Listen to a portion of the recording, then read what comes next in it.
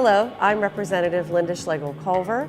This is Legislative Report, and for this edition, we are in the borough of Milton, and we are celebrating the Bicentennial, or the 200th anniversary of the founding of the borough of Milton. Here with me today, I have John Meckley, who's the chairman of the Bicentennial Committee, and Mayor Ed Nelson, who's the mayor of the Milton Borough. So today we want to talk about the history of Milton, when it was founded, and maybe its roots and beginnings. So, gentlemen, who wants to go first and explain to everybody how Milton was founded and some of the history? Sure. Thanks for having us here today, and thanks for visiting Milton. We're really proud to be celebrating our 200th anniversary this year, our bicentennial. We celebrate this anniversary as the anniversary of the date that the legislature incorporated the borough of Milton in 1817. But we were settled much earlier. As early as 1790, we were founded by a gentleman by the name of Andrew Straub, who purchased 200 acres along the Limestone Run and the Susquehanna River with the view of building a mill here and a community. And he did just that. He purchased 200 acres at a sheriff's sale, believe it or not, and founded the community of Milton right here. And from those humble beginnings began a thriving community along the Susquehanna River that grew into the present-day Milton. And Milton didn't always have an easy start. I know as part of the celebration, we were in one of the oldest churches in Milton, but there was a great fire here. And one of the things we talk about when we talk about the residents of Milton is how they're able to overcome any obstacle that has confronted them over the years. Can we talk about that little part? Yeah, you bet, you bet. I think one of the things that epitomizes Milton most of all is the can-do spirit here. No matter what happens, people pick themselves up, dust themselves off, and move forward. We had a lot of things happen in the community, positive and negative, and anytime there's a negative thing that happens, we seem to be able to press forward.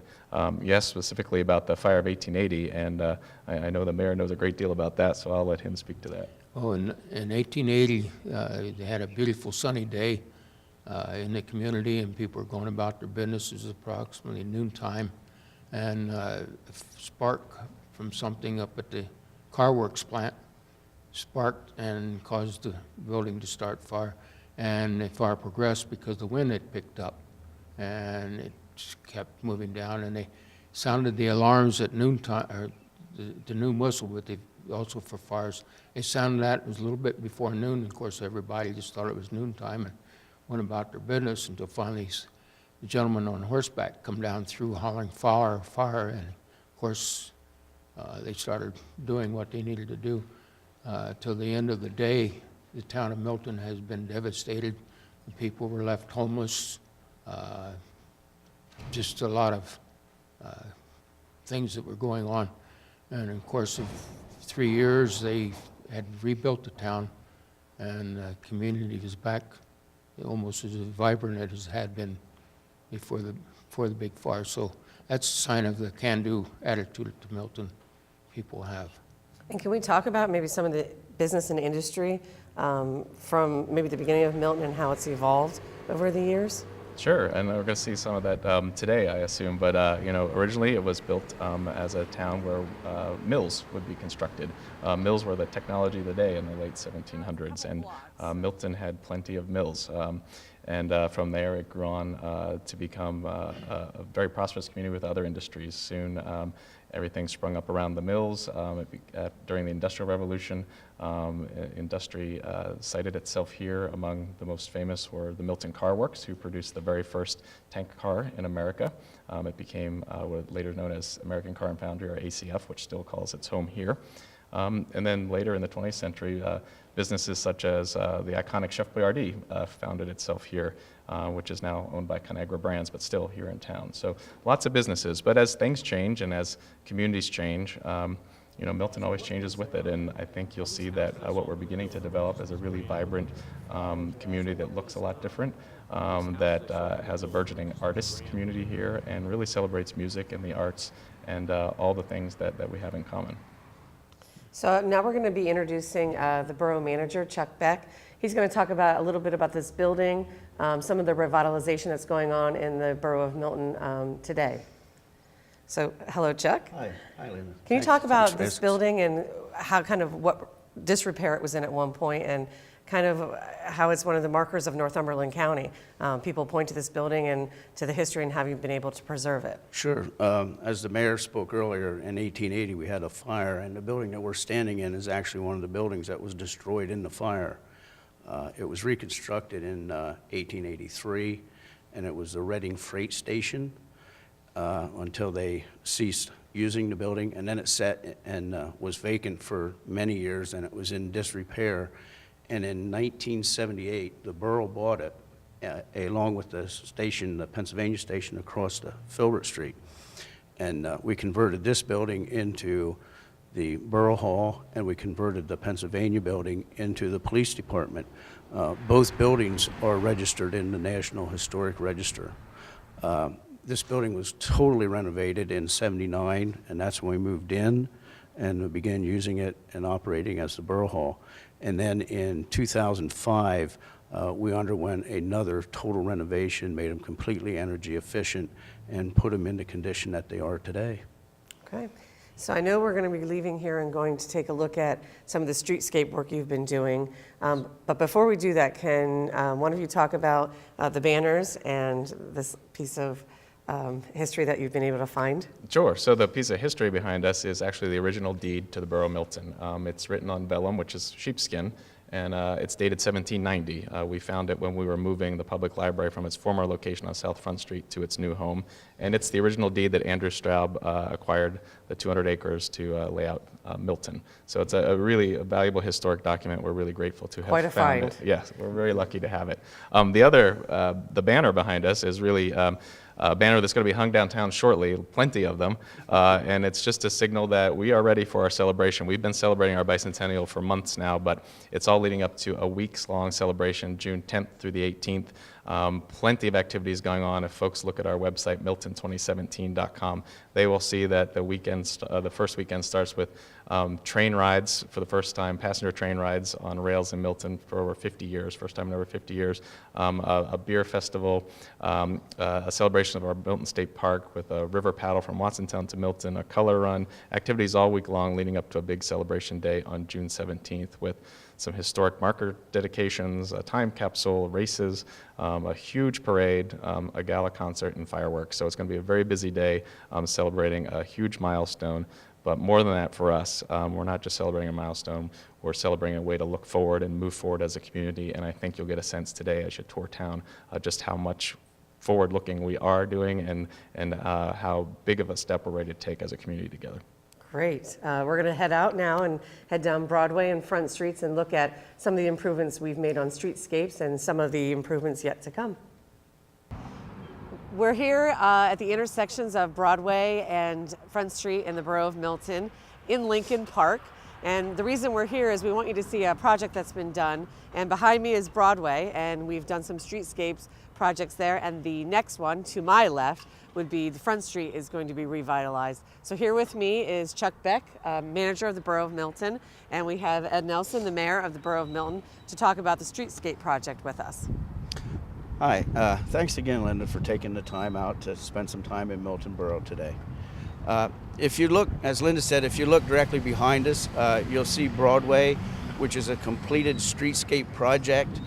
This project spent about 3 or 4 years in the planning, and then when we got into the financing stage, it was approximately another year till we was able to secure funding through a PennDOT multimodal grant, along with a matching KCD grant and matching funds. This project was completed in 2016. Directly to my left is Front Street. That is phase 2 of the project, and that is scheduled to begin construction in the spring of 2018 and should be completed by June of 2018. The funding for this portion of the project is through a multimodal grant, along with a borough matching funds and CDBG funds, which will be used to remove the physical barriers on the project. Then that would complete the final phase of the 2017 streetscape project. Along with this project, we have noticed that once Broadway was done and we removed the trees that were overgrown and were hiding the buildings, the property owners took on their own initiative began to repaint and remodel the facades on the front of their buildings, which added to the impact that this project has had on the borough of Milton. And as you walk down Broadway Street, you notice there's some businesses that have existed that are expanding and new businesses beginning to move in. Can you talk about that a little bit and maybe the reaction of the residents that live here and the people that visit the borough? Yes, one of the most notable businesses that has moved in is Lisa's Deli on Broadway and Bound. It's a very successful business. Another one is the Broadway newsstand. There was a total exterior renovation done to that, which improved the facade on that greatly. And it seems as though this project is giving the residents of the borough a sense of pride. Where we're standing right now, as Lynda had said, is Lincoln Park. That's become a focal point of activities within the borough. The Time organization holds music in the parks at this every Thursday in the summer, beginning in June and ending in August. That's attended very well. So it has definitely been a positive impact within the municipality. So is there anything else you want to tell people about how these revitalization is helping in the community or the activity, I mean, just with this year's celebration? Well, it's greatly enhanced the activity. Like I say, this park is definitely a focal point of the municipality now. And there's a lot more traffic and there's a lot more foot traffic, and it does seem to be helping revitalize the small businesses that are located in the downtown business district. Right, and I'm finding just with all the things going on with the celebration this year, people are talking about Milton and wanting to come up and celebrate and participate. I think it'll be an increased traffic for the borough. Oh, definitely. We have a great chairman for our Bicentennial committee. As you know, John Meckley's doing a great job on promoting this, and it's just going to have a very, very positive impact on the entire municipality. And with the number of people that will be here, the parade, that's going to be of a magnitude that this town has never seen.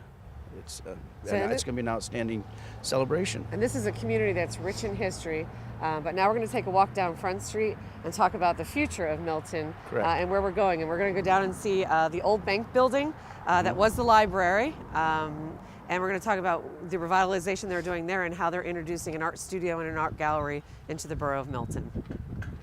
I'm here with Bryce Brown, who's an artist and entrepreneur and many other things that we'll discuss as we talk. But we're here in the old Milton National Bank building, which then turned into the Milton Library. And when the Milton Library moved, Bryce purchased the building and is doing something rather exciting and unique with it. And I'm going to let you talk about it. So if you would please tell us what you plan on doing with this building. Well, in a couple of weeks, I'm actually going to be opening this as an experimental alternative art space, where I will hopefully be bringing some exciting installations and exhibitions, visual art, music, poetry, just interesting creative energy to the town. As a way to engage the community and maybe have dialogues about how art can affect personal lives and change people's lives and make them see their community and the world at large in a bigger way. So now, I didn't say the name because I wanted you to say it. I love what you're naming this building. Can you please share that with us? The Milton Art Bank. Well, I'm fascinated by the history of this particular space because it was built as a bank in the late 19th century and then became the public library. And then in around 1929, when the financial markets collapsed, that's when it became the library. And then, fast forward, I take it over, and then I turned it into an art space. So it's this wonderful continuum from Andrew Straub, who founded the town on the poet Milton, to now an art space, Milton Art Bank. So you're not native to Milton, though, which I think is the most fascinating part of this story. Yes. Of all the places that you could have settled and expressed your talent, what made you choose Milton? Well, I'm a native of Louisville, Kentucky, actually, and then I moved to New York City in roughly 1997. And then in 1999, my partner and I decided to buy a house outside of the city, and we drew, like most New Yorkers do, the 2-hour circle around New York, and landed on Milton. Milton's, for so many reasons, is a really wonderful place to be. It's surrounded by beautiful nature and farms, and it's so centrally located to other towns in the Susquehanna Valley, as well as 2.5 hours to New York. Philadelphia is nearby, so it's kind of a wonderful Geographic location, I'm finding that people here are very receptive to me and what I want to do for the community. So it was sort of a no-brainer to move out here. It's a great, I think, thought process of what this area is like. We live here, so sometimes it's nice to hear it from somebody who's moved here and chooses Well, to I live always here. get the question, like, why are you here? You know, why are you from New York? Why would you come here? And to be honest, when we have our friends out from the city to visit us, a few of them have ended up buying houses here. So there's a little pocket of creative people coming from the city and the other urban areas to fall in love with Milton and maybe do something exciting and creative here as well. And it's easy to fall in love with Milton.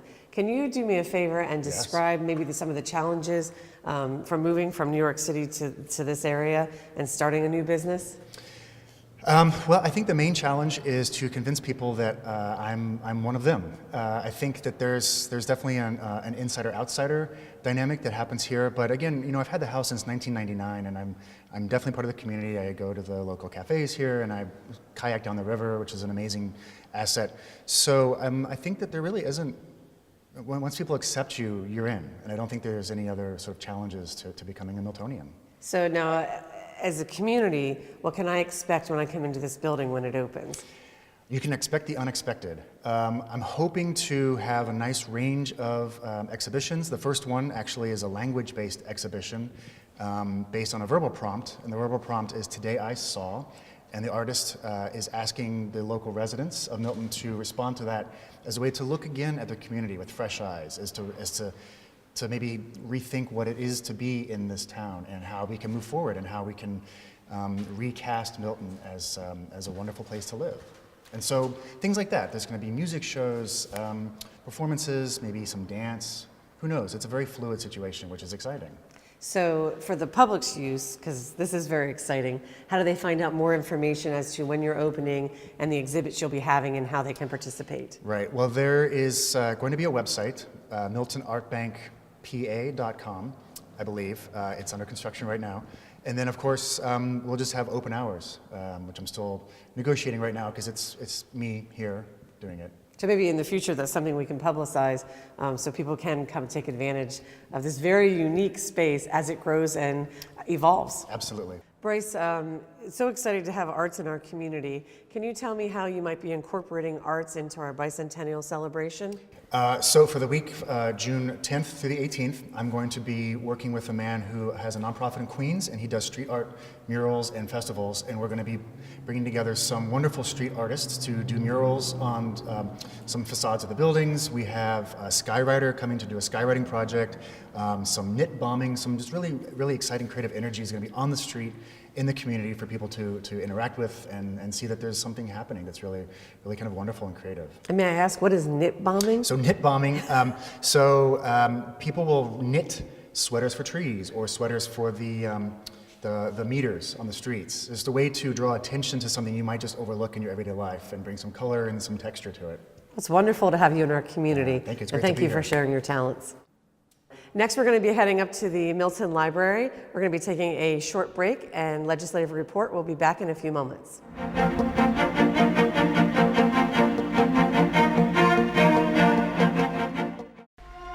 Did you know that there are 6 ornate bronze chandeliers hanging in the House chamber? The 4 large chandeliers are estimated to weigh 3 tons each. Yet these iron and brass fixtures painted in 18-karat gold manage to dangle effortlessly. It takes 168 light bulbs to light the large chandeliers and 84 light bulbs on each of the smaller chandeliers. As you can imagine, changing the light bulbs when they burn out is far from easy. Workers must build scaffolding in order to reach their 1,450 light bulbs. Today, special, long-life, low-wattage energy-saving bulbs are used to lessen the amount of times that the light bulbs will need to be replaced. Now you know. Welcome back to Legislative Report.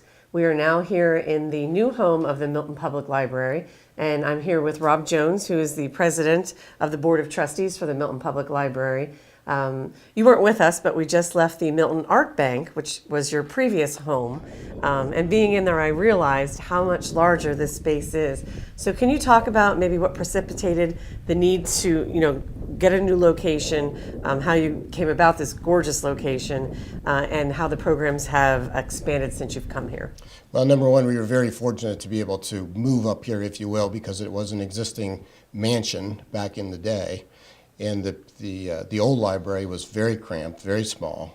We had no room to do any type of programs specifically for children. That's the whole key, is to be able to do programs for kids and also adults as well. So it was quite the change to come here. And this has kind of been now it's kind of a place the community looks to for all kinds of programming. Can you talk about the programming? Sure. One of the things that the board of directors ahead of me had the vision that they wanted this to be a community center, a place where people could come and be at the library, but also have something to do with the arts and the music and education. So that they had a great vision, and then fortunately we're able to do that here. But I think one of the things that has really set this library apart is the programs that we do for our kids. Just recently, just an hour ago, Sandy Trey came, and she has a dog by the name of Emma, beautiful collie, and it's called Reading with Emma. And before you folks came, this room over here, the children's room, was just packed with kids. So that's what I really think that the library is all about, is children. And we're here right now in the garden room. Yes. Is this something the community upkeeps with the gardening, or is it? We have a gal that actually comes in and takes care of the plants and waters them, so she does a great job with that.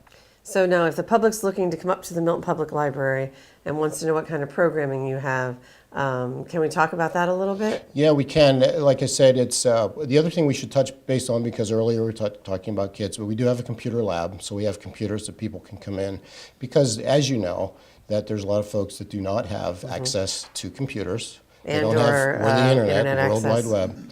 And it's wonderful to have a computer lab for people to come in and say if they need to do something with the state, do something with driver's license, or et cetera, or just get online to be able to do something for their job.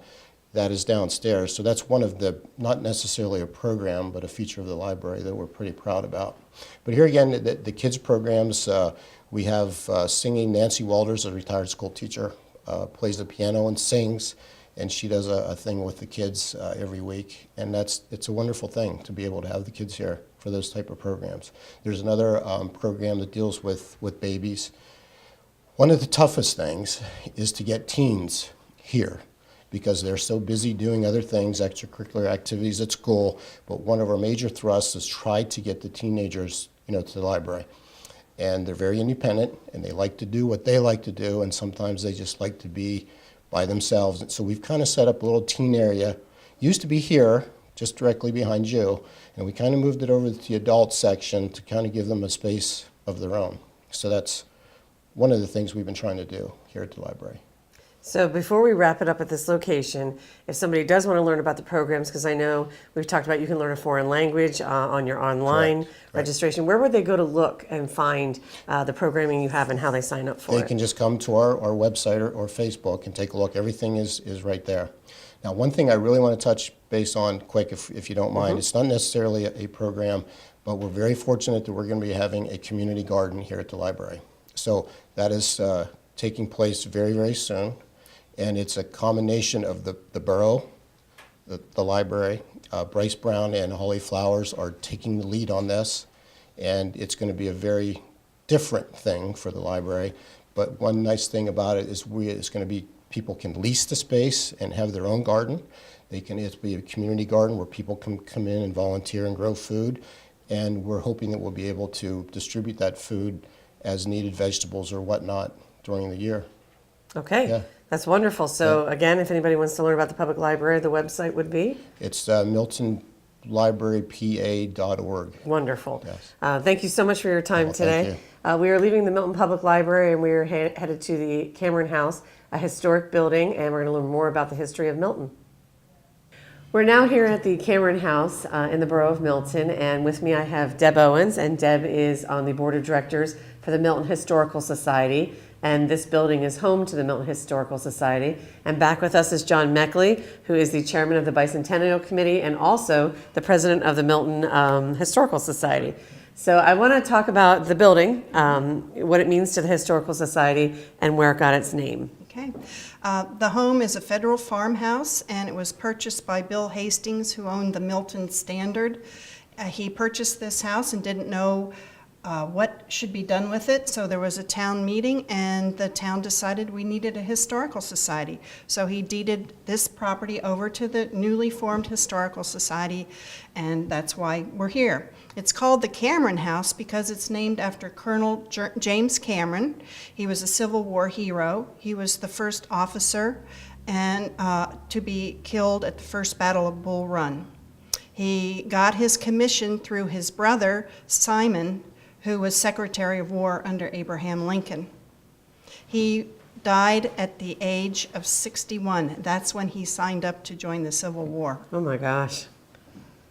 So we've been fortunate. It came down through the Cameron House, and it came up for sale in about 1980, and that's when Mr. Hastings purchased it.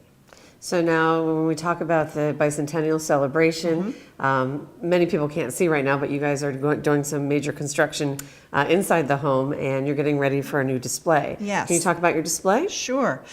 We are creating a gallery to honor Governor James Pollock. He was a native-born Miltonian. He studied at the Milton Academy. He became a lawyer and eventually was governor for one term before the Civil War, and Abraham Lincoln named him as director of the Mint, and he then became responsible in coining "In God We Trust" on all our money. So we thought he's a very important person and we need to have people know about him. So we've created a gallery. We're right in the process, and we hope to have it open for the Bicentennial. That's great. So we've talked a lot today about the history of Milton, how rich the history here is in Milton, and going forward, how we're kind of combining the history with new things going on in the borough of Milton. So, John, if you'd like to wrap it up and talk to us about once again all of the things going on for the celebration week, just so people are aware of what's happening. Oh, sure, thanks. And we are grateful as a historical society to be able to be a part of Milton's Bicentennial, to share our history with the community and the broader valley, but more important, to use it as a platform to move forward as a community, but again, together as a valley. So we're looking forward to a week-long celebration that kicks off on June 10th through the 18th.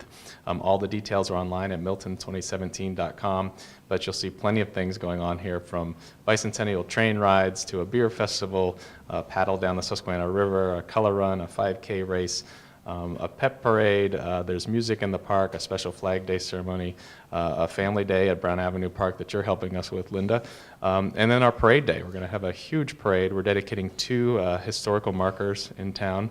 The Commonwealth approved, I believe, 14 new historical markers this year, and 2 are being placed in the borough of Milton, one for Governor Pollock and one for Reverend Hepburn. And we'll be excited to dedicate those. But also on parade day, there'll be lots of concerts, a gala concert and fireworks at the high school. It's just going to be a day to remember, and a proud day for all of us here in Milton and throughout the valley. Okay, thank you both for interviewing with me today. Thank you. This is Legislative Report from the Borough of Milton. I would like you to know there is so much history here, so much happening that's new. I could have spent hours and hours doing a legislative report. So I encourage everybody to come help us celebrate during the week in June and learn more about Milton, bring new ideas here to Milton, and learn so much about this area. So thank you for watching Legislative Report. I'm Representative Lynda Schlegel-Culver.